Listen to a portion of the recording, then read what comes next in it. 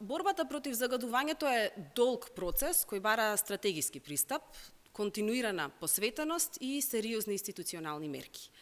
За жал, она што го гледаме е дека повеќе од 6 месеци откако ДПМН ја презеде одговорноста, ние само гледаме недостиг од акција и преземање мерки. Скопје, Тетово, Куманово, Битола и други македонски градови постојано се на листата на најзагадените градови, а според Светската банка загадувањето годишно одзема живот на 2800 наши сограѓани. Овие алармантни податоци бараат итни институционални чекори, кои за жал целосно изоставуваат. Ветувањата на ДПМН за милиарди евра за чист воздух, за намалувањето на загадувањето за 50% се покажаа како голема лага.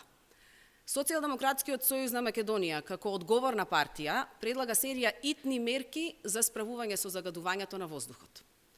Да се донесе итно програма за чист воздух во Министерството за животна средина, со субвенции за домакинствата за замена на нееколошките системи за затоплување, како и за градинките, училиштата и јавните објекти, да преминат на чисти технологии.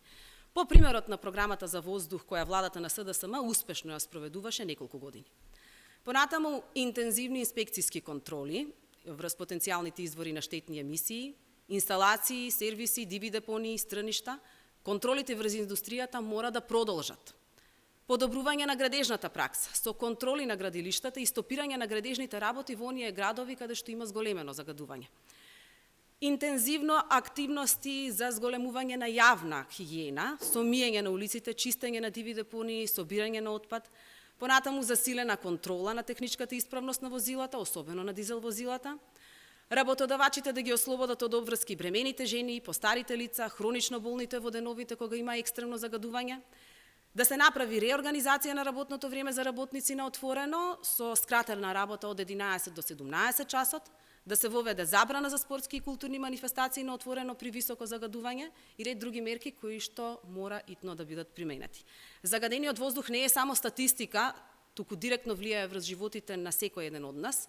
Одговорноста е кај власта и ДПМН и тие мораат да ги променат погрешните политики и конечно да почнат нешто да преземаат во врска со ова прашање.